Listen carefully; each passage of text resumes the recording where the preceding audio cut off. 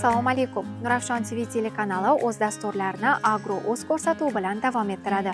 Bugungi kunda qishloq xo'jaligi shunchaki mehnat emas, balki aniq hisob-kitob va yuqori texnologiyalar maydoniga aylandi. Zero ilm bilan sug'orilmagan yerning barakasi ham, kelajagi ham bo'lmaydi. Shu sababli ham bugungi dasturimizda faqat amaliy jarayonlarni emas, balki uning zamirida yotgan ilmiy asoslar haqida ham ma'lumot bermoqchimiz. Yaqin daqiqalar ichida biz bilan birga bo'lsangiz, qishloq xo'jaligiga oid yangi ma'lumotlarga ega bo'lishingizni kafolatlaymiz. Shunday ekan, bizdan uzoqlashmang. 12-oktyabrda hosilini bergan. Shunda hukumat rahbarlari, olimlar kelib ko'rib haqiqatan qoyil qolishgan. Chet el olimlari kelib O'zbekistonda shu eplolmagan narsani o'zbek olimlari shu uddasidan chiqdi. Biz tomonimizdan yaratilgan mana shu F1 droge esa ham eksportbop, ham xushtamligi, ham o'sha rangining chiroyliligi, pushti rangliligi bilan e'tiborni tortadi. Bizani iqlimga juda ham yaxshi to'g'ri keldi, mos keldi. Suvga ham yaxshi.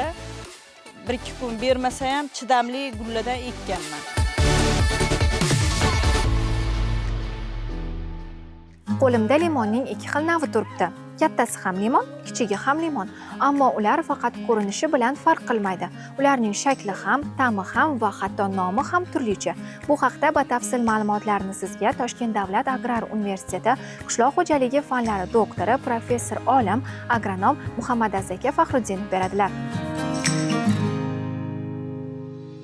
Bugungi kunda sitrus meva o'simliklari deyilganda limon, apelsin, mandarin, greypfrut mana O'zbekistonga kirib keldi.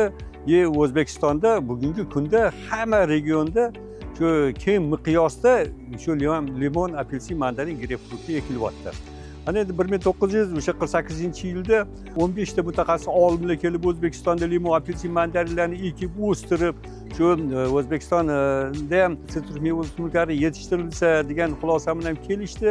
Bizani qishga borib 25-30 gradus qattiq sovuqlarda bunaqa issiq o'lka o'simliklari moslashmadi. Shuni hisobiga O'zbekistonda bunaqa issiq o'lka o'simliklari bo'lmas ekan, o'smas ekan degan xulosa bilan hammasini ko'mib tashlashdi.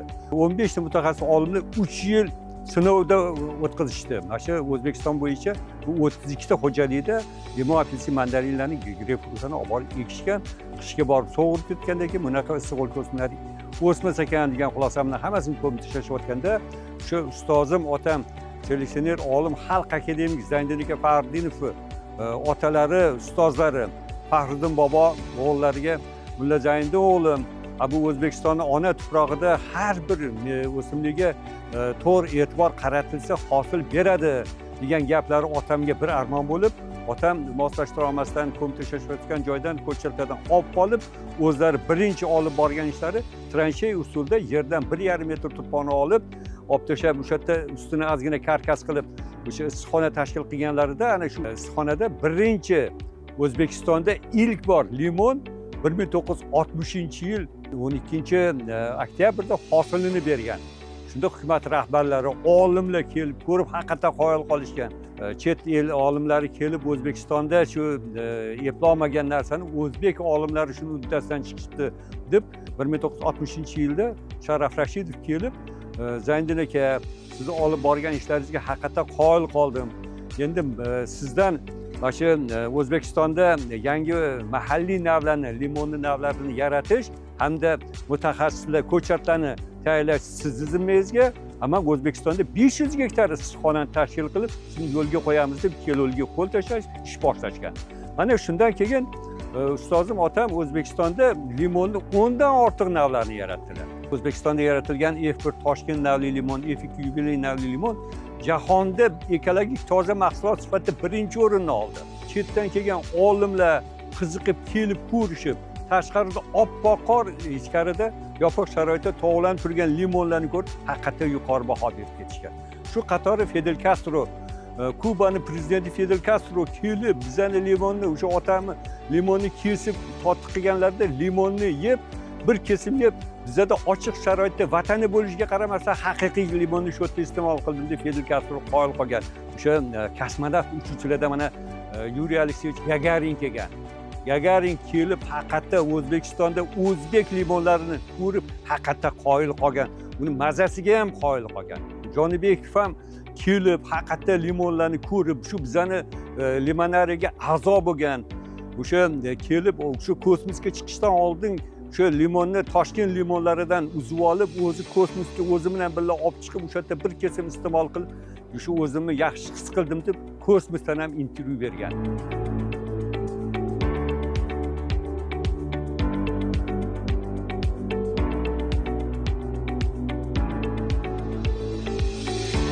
Ustozim otamni yonlarida ko'proq seleksiya ishlarida shu men o'zim qarashib, o'sha nima og'zlaridan chiqqan gap bo'lsa hammasini yozib mana bu kunda 36 ta ilmiy kitob chiqardim. 15 ta ixtiro patenti oldim. Mana endi shu qatori ustozim otamni bitta gaplari bo'ldiki, o'g'lim dedilar, shu apelsin, mandarin, greypfrutni yangi mahalliy navlarning ustida ish olib boryapman.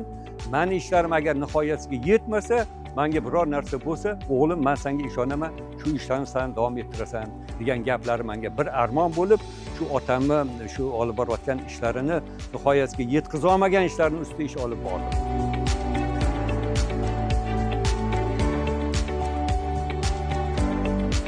Mana endi bugungi kunda muhtaram prezidentimiz ham mana Surxondaryoda 540 gektar issiqxonada limon ekilsin deyaptilar. Hatto Navoiylarda 50 gektar, Surxondaryolarda mana 50 gektarlab limonlarni shu ekilishiga o'zlari bosh bo'lyaptilar. O'zlarining hissalarini qo'shyaptilar. Hatto o'sha iskisiz issiqxonalarda ham muhtaram prezident limon ekinglar deyaptilar. Biro'smi?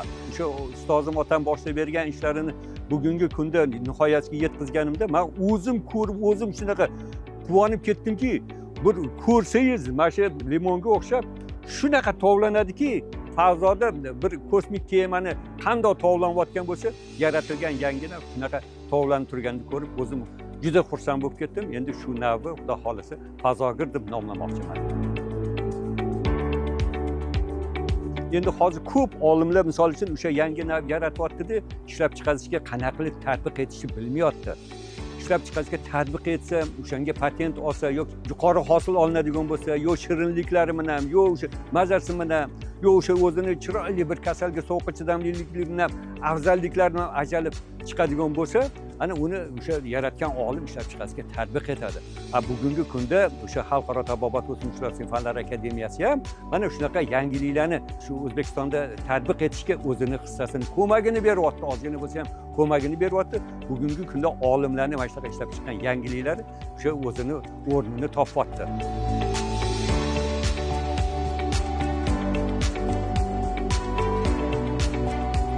Bu fazogiri, buni afzalligi birinchidan tovlanib turibdi. Juda tovlanib, rangi tovlanib turibdi. Ikkinchidan serhosil. Bu yerda o'sha otam payvantak sifatida sitrusli o'simliklarda F2 yubileyniy navli limonni payvantak sifatida tanlab olganlarki, o'g'lim, bu kelajakda bu F2 yubileyniy navli limonda mana shu ko'rib turganingiz F2 yubileyniy navli limon. Mana buni xosiyati juda yuqori. Nimaga deganda 1 yilda 4 marta hosil beradi. Mayda limonimiz 1 yilda 1 marta hosil bersa, bu F2 yubileyniy navli limon 1 yilda 4 marta hosil beradi. Qaysi navni payvand qilsa, sitrusli o'simliklardan limon, apelsin, mandarin, greypfrutlarni qaysi birini payvand qilsa, tez moslashadi. Tez o'ziga oladi, tez moslashadi. Birinchi yutuq. Keyingi yutuqlar endi men hosilli novdadan ustida ish olib bordim. Hosilli novda deyotganimki, misol uchun bitta hosil bergan novdanidan agarda siz o'shandan kurtay olib turib, o'sha F2 ga payvand qiladigan bo'lsangiz, o'sha serhosil bo'ladi. Keyinchalik o'sha yaratilayotgan yangi navingiz serhosil bo'lib yetishadi. Mana endi men tanlab olganda F2 ni tanlab oldimmi? Yo'dan kurtay payvand qildimmi? Bundan o'sib chiqqanga boshqa navi o'sha otaligini olib kelib changlatdimmi? O'sha otaligida ham o'sha serhosil, o'sha hosil bergan gulli otaligidan. O'sha ustozim otam Zayniddin aka Faxriddinov aytganlaridek, sitrusli o'simliklarda 2 xil novda bo'ladi. Hosilli novda bor, o'suvchi novda bor. Agar sen hosilli novda bilan ishlasang, seni yaratayotgan navlaring serhosil bo'ladi deb bizga o'rgatganlar. O'sha serhosil novdadan olib kurtay payvand qilib, undan chiqqan guliga, birinchi o'sha guliga uni gulini himoyalab, chumoli ham, hasharot ham, shamolda ham boshqa chang kelmaydigan qilib, qog'oz qopchalar tikib, uni onaligini o'sha 12-14 kunda gullash vegetatsion jarayonida gulini o'zim qo'lim bilan har bitta gul kosasini ochib, keyin uni otali tichinkalari yetilmasdan uni terib olib tashlab pensetdan o'sha otali onali guldan ba'zi bir seleksionerlar faqat otali gulni o'zini olib kelib changlatadi. Ammo otali onali gulda changlangan joydan olib kelib o'shani bilan olib kelib changlatib, mana shu yangi navbi analiz seleksiya usulini qo'lladim. Analiz seleksiya usulida yangilarni tanlab olgan bo'lsam yo serhosilli novdalarni tanlab olgan bo'lsam, misol uchun sintetik seleksiya usulida shu guliga chatishtirayotganda otali onali gulini olib kelib changlatib, mana shu tariqa seleksiya yo'nalishida ishlab chiqildi.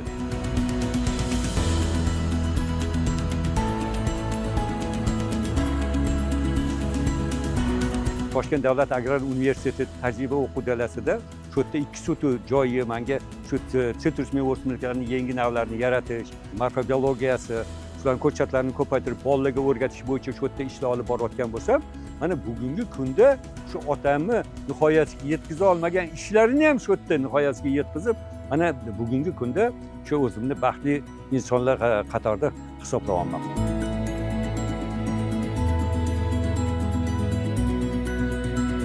Sheridan institutidan mana Mahmud Mirzayev akademik, Erkin Turdiyev shayx akademik, Abdulaki Imomaliyev ustozim ham otam shu ishlarni boshlashdi, men nihoyasiga yetkazdim.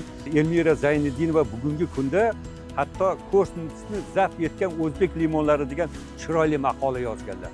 Endi xulosa qilib aytganda, ustozim otam, kosmonavtlar, o'sha akademiklar orzu qilgan ishlar mana hammasi ro'yobga chiqib amalga oshdi. E'tiboringiz uchun rahmat.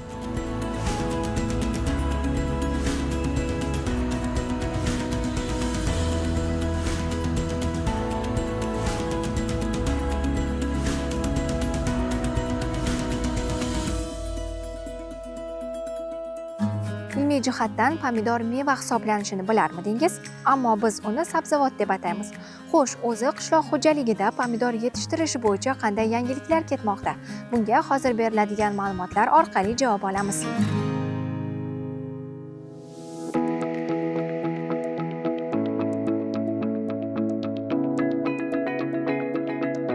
Qishloq xo'jaligi ekinlari genetikasi seleksiyasi urug'chiligi kafedrasida faoliyat yuritaman.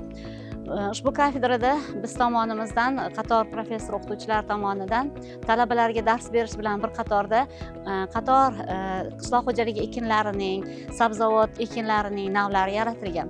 Shular qatorida biz tomonimizdan pomidorning F1 hamda qizil shirin qalampirning F1 drogeylari yaratilgan bo'lib, bugungi kunda ularning urug'chiligi ko'paytirilishi bilan bir qatorda birinchi marotaba ko'chatchiligini ham yo'lga qo'yganmiz. Bizning yaratgan navlarimiz mana mustaqil tadqiqotchimiz PhD doktori hozirgi kunda qishloq xo'jaligi fanlari doktorligiga, doktor sayensga tayyorlanyaptilar. Yaqin kunlarda himoya qiladi. Baxtiyor Ahmedov bilan birgalikda ishlar olib borilyapti va Nafis F1, Tong F1 pomidor drogeylari yaratilgan. Nafis F1 ning afzalligi nimada deyilganda, ilgaridan bobolarimiz, buvilarimiz bilardiki, Yusupskiy pomidori bo'lardi.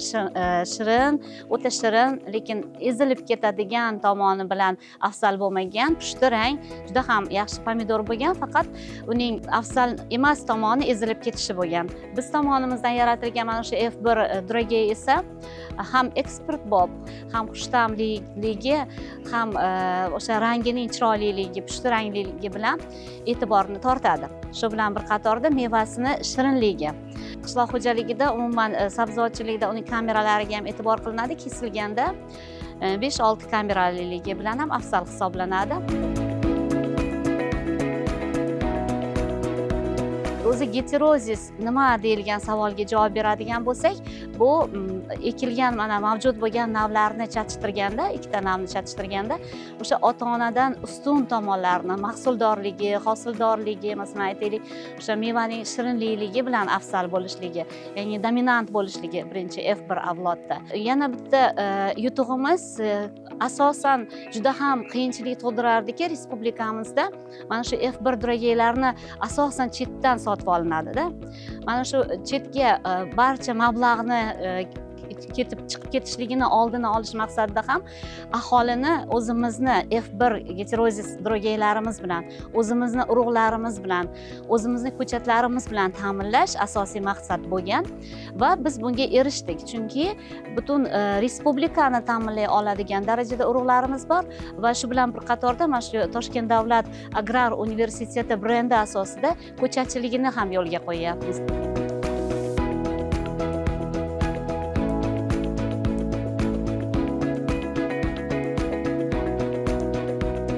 Chetdan urug' sotib olmaslik hamda ko'chat sotib olmaslik afzalligi, ya'ni F1 har yili sotib olinishi kerak edi. Chunki F1 keyingi yilda u buzilib ketadigan urug' hisoblanadi. O'sha urug'ni biz o'zimizda saqlab qolib, o'zimiz tanlab yana F1 chiqaraverishlik bu katta mas'uliyat ham bir katta samara beradigan ish hisoblanadi. Demak, Nafis F1 drogeyimiz bugungi kunda davlat reyestriga kiritilgan, ham ekilib kelinyapti. Tong F1 bu qip-qizil rangdagi ham transportbop, ham shirin mazaliligi yuqori bo'lgan, mevasini sotuvdan tashqari eng qimmat turadigan urug'chiligi yo'lga qo'yilgan Toshkent davlat agrar universiteti brendi asosida hamda ko'chatchiligi bu yildan boshlab yo'lga qo'yildi. Hozirgi kunda yopiq himoyalangan hududda g'arq pishgan pomidorlarimizni ko'rishingiz mumkin bo'ladi. Gollandiya hamda Ukraina navlarini chatishtirish orqali olingan Nafis F1 drogeylar bo'lsa, Gollandiya navlari bilan birga o'zimiz navlarni chatishtirgan holda Tong F1 drogeylarini olganmiz.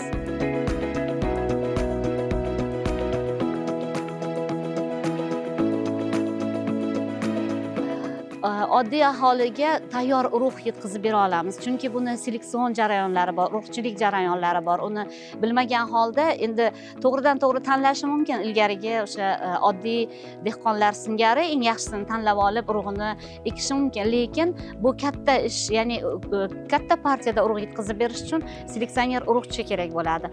Aynan mana shunday seleksioner urug'chi tadqiqotchilarni ham bugungi kunda demak yetkazib beryapmiz. Ya'ni o'sha PhD doktorlarimiz doktor sayens bo'lishyapti, fan doktori bo'lishyapti. Ham amaliyot nazariyani amaliyotga bog'lagan holda kichik himoyalangan maydonlarda chatishtirishlar o'tkazsak, katta himoyalangan maydonlarda urug'chiligini yetishtirib, nafaqat respublikamizga, balki MDH davlatlarimizga yetkazib berilyapti. Mana Qirg'iziston, Tojikistonlarga ham mana shu urug'lar yetkazib berilyapti.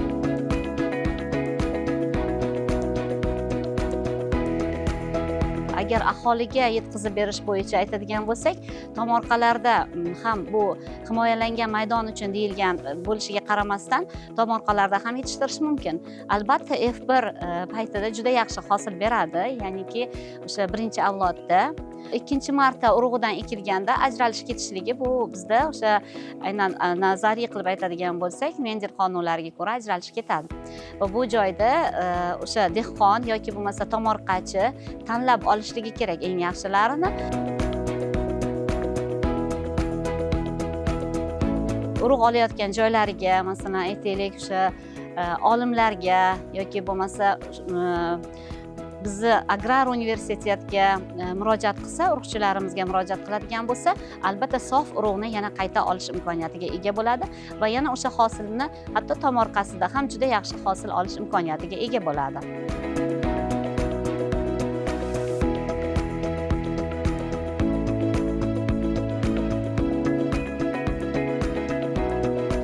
Shu yaratgan drogeylarimiz Toshkent davlat agrar universitetida, Andijonda, Sirdaryoda ekilib kelinyapti. Undan tashqari Sirdaryoda o'sha biz tomonimizdan shogirdlar bilan birgalikdagi cheri pomidorlari ham yetishtiryapmiz.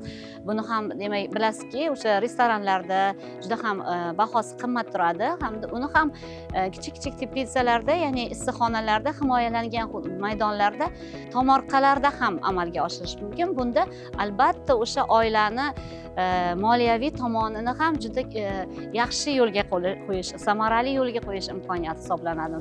Cheri chunki yaxshi agrotexnik tadbirlarni qo'llaganingizda teplitsa, ya'ni himoyalangan maydon sharoitida to'xtovsiz o'sib hosil beraveradi. Mana shu tomoni bilan ham afzal hisoblanadi-da. O'sha yerga ishlov berilishligi, endi himoyalangan maydon uchun kasalliklarga qarshi kurash chora-tadbirlarini to'g'ri qo'llanishligi muhim hisoblanadi-da. Dala sharoitida u darajada aytaylik pomidorlar uchun, har qanaqangi pomidor uchun kasallik zararkunanda kamroq zararlanishligi mumkin, yopiq hududlar uchun ko'proq zararlanishligi mumkin. Shularni ham hisobga olish kerak bo'ladi. Mana shu ekish, yetishtirish bo'yicha ma'lumotlarni ham aholiga yetkazib berish imkoniyatiga egamiz.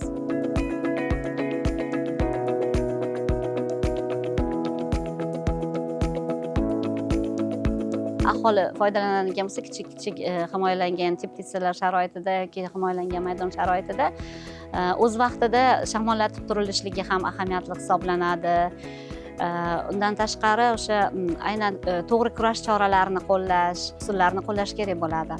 Lekin haqiqatan ham agar to'g'ri ishlov berilsa, urug'lar to'g'ri tanlangan bo'lsa, masalan biz olimlardan, Toshkent davlat agrar universitetini urug'laridan foydalanadigan bo'lsa, biz bunga garantiyamizni bera olamiz yaxshi hosil olishliklariga.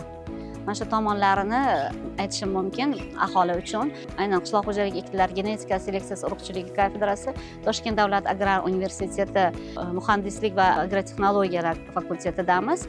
Shu joydan bemalol urug'larni yetishtirish uchun foydalanish imkoniyatlaringiz bor. Bundan tashqari ko'chatchilikni ham bizdan bemalol olishligingiz mumkin bo'ladi.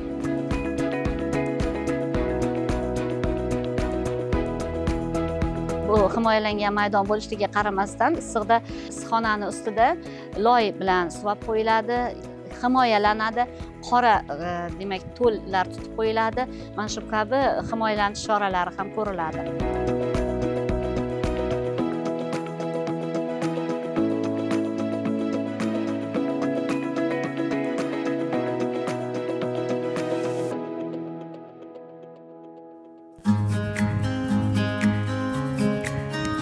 Qibray tumanida yer ilmini yaxshi bilgan tadbirkor ayollar ham bor. Ulardan biri ko'p yillik tajribaga ega landshaft dizayner Fotima Usmonova bizning iqlimga mos o'simliklar haqida ma'lumot beradi.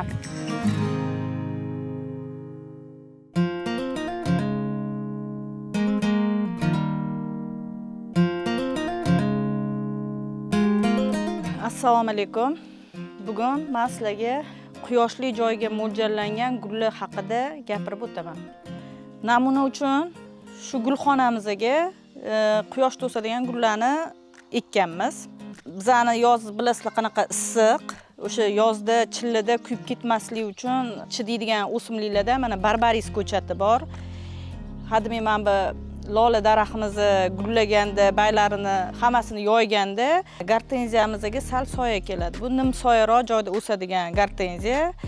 Gortenziyani nomi Vanilla Fries sorti, butasimon bo'lib o'sadi. Unga hademay men bu atir gullarimiz ham tepaga chiqqanda arkadan unga soya boradi. O'shaning uchun ekkanman. Bu ertalabdan kechgacha quyosh bo'ladi. Barbaris ko'chatlarni xilma-xilidan ekkanman, ranglari chunki juda ham chiroyli. Shamshod ko'chatini ekkanmiz, klyon ko'chatlari, daraxtlari, butasimon bo'lib o'sadigan, past bo'yda o'sadiganlari ham bor. Lavanda ekinlarini ekkanmiz. Keyin bizda juda ham hozir modniy bo'layotgan gullardan boshoqsimon gullar, kavil, misol uchun asoka, pinisetum gullarni ekkanman. Bizani iqlimga juda ham yaxshi to'g'ri keldi, mos keldi. Suvga ham yaxshi. 1-2 kun bermasa ham chidamli gullardan ekkanman. Bu yerda mana klyon daraxtimizni o'zbekchada zarang deb aytiladi. Hovlida hamma narsa ko'm-ko'p bo'lmasligi uchun mana shu qizil rang kontrast uchun ekilgan. Yana ham chiroy kirg'izish uchun mana sap-sariq barbaris ko'chatimiz. U ham sariq bo'lgani uchun mana qizil bilan juda ham chiroyli chiqishadi. Mana bu yerda barbaris oluv rangi bor, u ham yaxshi chiqishadi. Orqaga sariq aralash yashil bu piramidalniy tuya ekkanmiz. Bu piramida bo'ladi, lekin baland bo'lib ketmaydi. Bo'yi past. Mana bu gullarni bir-birini bo'g'ib yoki bir-biriga xalaqit qilib to'sib qo'ymaslik uchun shu kalta sortlardan ekkanmiz. Keyin bizda mana bu yerga badan ko'chatini ekkanman. Bu ham klon, mana shu zarangi soyasida yaxshi o'sadi. Buni gullash vaqti o'tdi, lekin gulla bo'lganda ham baylari juda ham go'shtli bayli bo'lib turadi, yaltiroq bayli, juda ham chiroyli ko'rinadi landshaft ichida. Geyxiralar hozir yaxshi ishlatishyapti.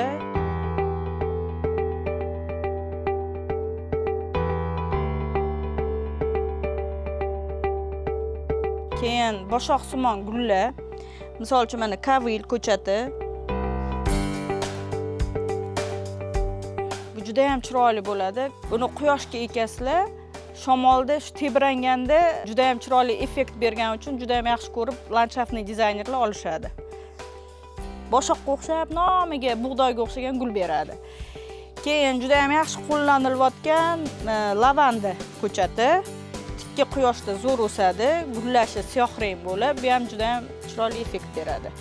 Keyin bizada quyosh uchun mo'ljallangan lixnis degan gul. Landshaftda yaxshi qo'llaniladi, suv kam ichadigan gul. Baylari shunaqa duxobaga o'xshagan bo'ladi. Ko'p yillik urug'idan o'zi to'kilib yana chiqaveradi ham. Shunaqa zo'r ko'chat bu. Atirgulli ekkanman, geyxirani xilma-xil ranglaridan ekkanman. Tikka quyoshga hamma gul chidamaydi-yu. Bular 100% tur beradi. Hosta yoki boshqa soya gullari bo'lsa, unga har kuni suv berishingiz kerak, namligi bir-biriga to'g'ri kelmay qoladi. Bularga bo'ladi. Endi shu sepayotganda ham suvi sal kamroq ichadiganiga olib qochib sepamiz-da. Bir xil sug'oriladi. Mana zarang daraxtiga nordon to'p soldik. Uni keyin nordonligi suv quysangiz ketib qoladi-yu. Limon kislotani o'sha 10 litr suvda bir osh qoshig'ini aralashtirib, oldin oddiy suv quyilib, keyin nordon suv quyiladi. O'sha nordonligini saqlab turadi. Zarang chanqab turganda ham quyib bo'lmaydi birdaniga. Shu nordon suv qo'yishdan oldin oddiy suv quyish kerak. Keyin bu landshaftimizga mana bunaqa archalardan eksak bo'ladi. Bu yotib o'sadigan archani nimasi yaxshi? Bu yer namligini o'zida saqlaydi. Soyasida yer turib qolmaydi. Yaxshi ishlatishyapti, ko'p olishadi. Yer bag'irlab o'sadi, ham qishin yozin ko'mib o'tiradi. Juda ham chiroyli effekt berib turadi. Ham bog'bonlarimizga, o'sha gul yetishtiradigan uy egalariga ham yordamchi gulda.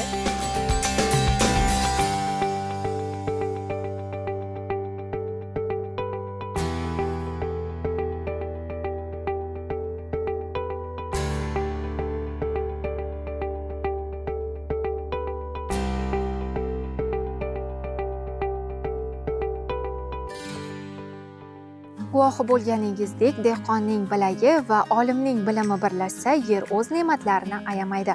Biz esa mana shu yerda siz bilan xayrlashamiz. Kelasi dasturlarga qadar omon bo'ling.